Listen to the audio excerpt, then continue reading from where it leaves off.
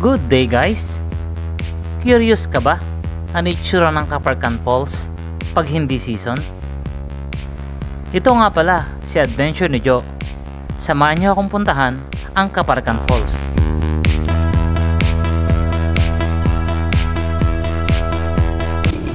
Galing tayo sa Benguet, magmumotor tayo papunta ng Tineg. Meron daw itong 41 kilometers o mahigit isang oras na biyahe, sabi ni Google. Tingnan natin kung tama ito.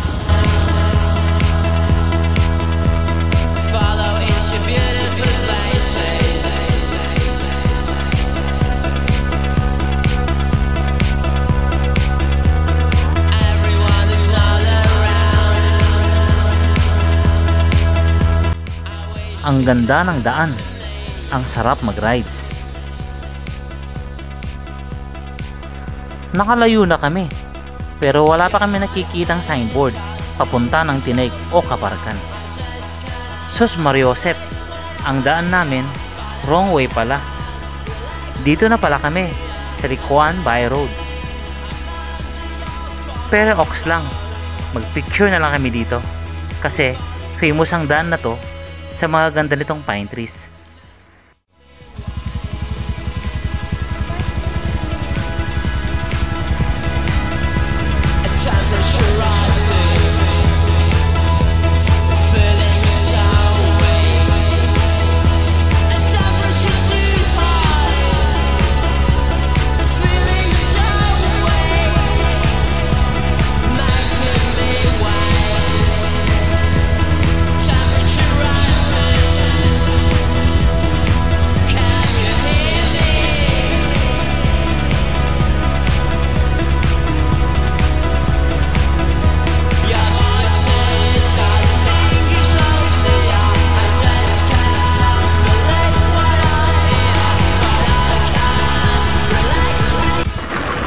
Bumalik na kami at sa wakas narating din namin ang junction going to Caparcan Falls.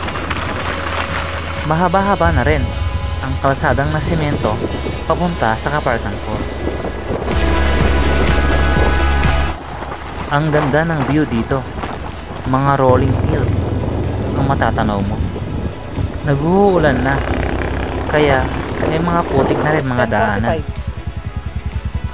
Magandang setup sa motor, malayo ang tapaludo sa gulong kasi sobrang lagkit ng putik. Nai-stuck ito sa pagitan ng gulong at ng tapaludo.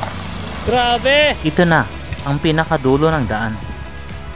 Mula rito, kinakailangan na nating maglakad. Parang mga corals yung mga bato. Parang gawa siya sa corals talaga.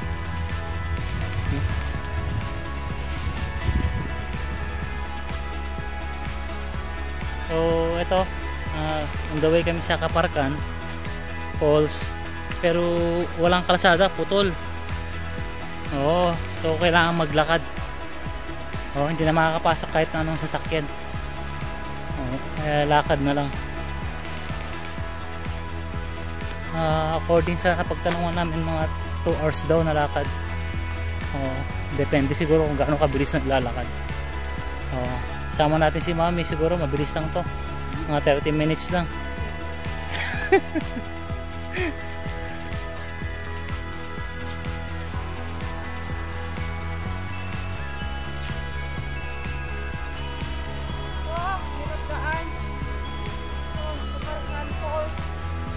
May mga signboards naman na alam mo na nasa tamang way ka.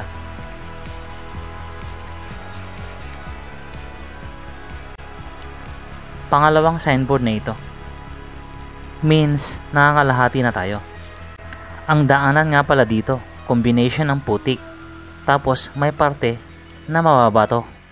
Maganda, nakasapatos ka. Sa wakas, nakakita kami ng tubig na pwedeng mainom. Uhaw na uhaw na kasi kami. Huwag na huwag niyong kalilimutan magbaon ng tubig. May kasabihan nga ang mga off-roader dito. It's a hell ride to heaven. Since naglalakad lang kami, masasabi ko, it's a gruesome hike to paradise. Unti-unti nang nawawala ang daanan. Masukal na.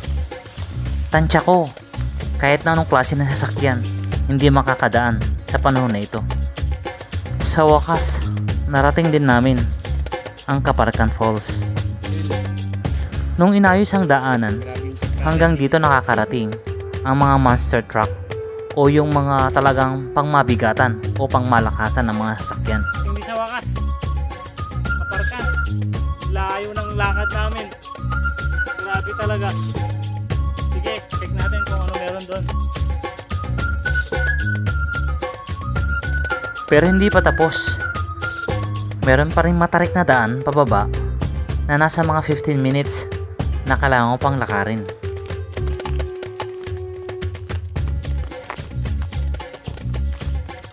So, pababa na kami ng Kaparkan Falls. Grabe. Matarik din yung pababa. Mas malayo pa yung lagastas ng tubig. Malayo pa rin. Grabe. Okay, siguro sa ilalim pa ata.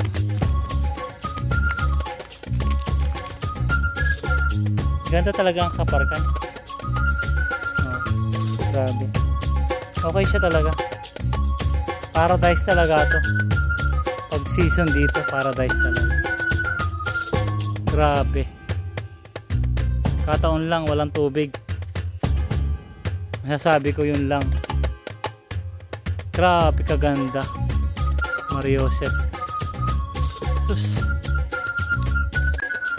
Ang maganda lang pag off season, kitang kita mo ang mga detailed na mga rock formations. Yung mga pool na parang pinagpatong-patong hanggang taas pababa. Tingin ko nga sa lugar na ito ay yung parang kwento sa mga Greek mythology na kung saan yung mga god at goddesses parang libangan at liguan nila ito.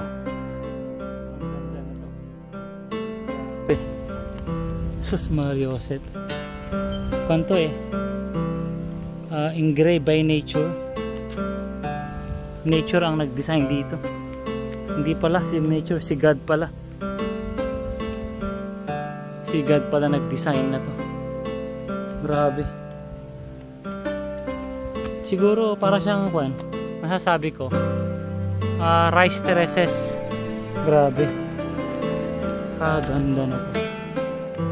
Grabe. Super. Wala akong masabi. Ganda. Akyat tayo. Tingnan natin. Imagine niyo kung lahat may mga tubig. Grabe. Choose your own pool dito. Grabe. Ang tubig kasi pala galing sa bundok. Grabe. Kaya pala grabe. Ang ganda. Ini-imagine ko pag may tubig to. Ang ganda. Wala Grabe Ang ganda. Grabe, ganda. Kita niyo parang rice terraces.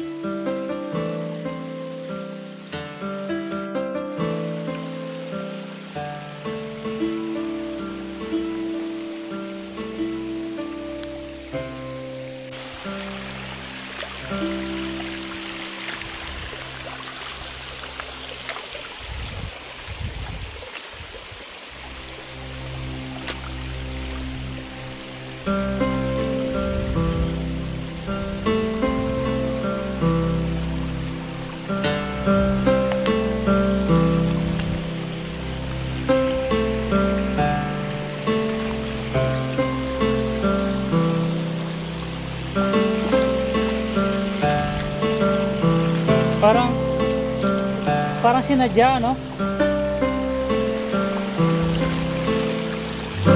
Parang sinadya. Parang sinimento.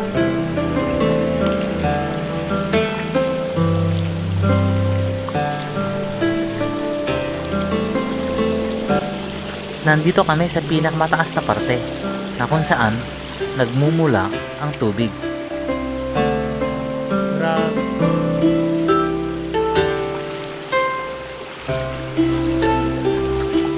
Hindi siya madulas, no? Kung siya madikit. Kasi kung limestone daw to.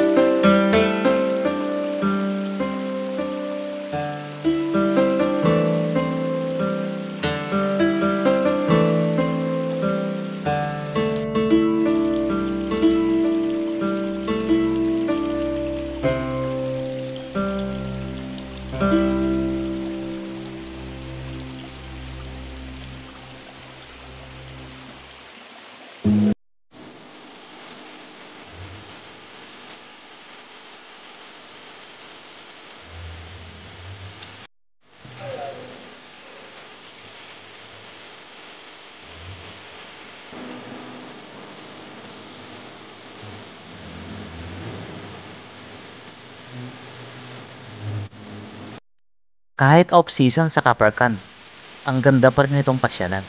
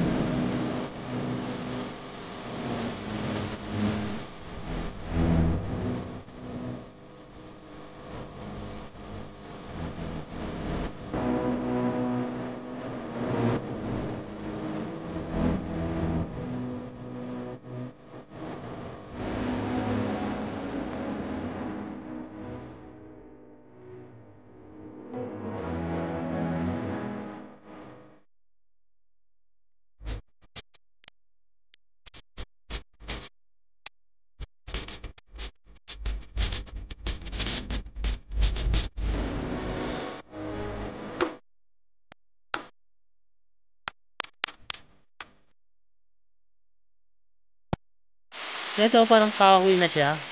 Tapos dumikit siya sa kuan, sa bato. Ah, grabe. Ito na. Nice one. Very nice place.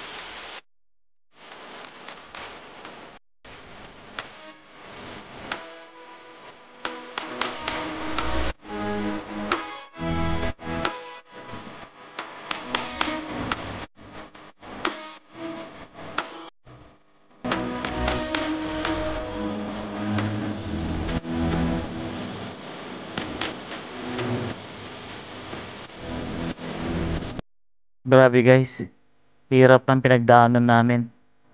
Hirap pa ka maging vlogger. Baka pwede naman, share nyo, subscribe, tsaka thumbs up na din.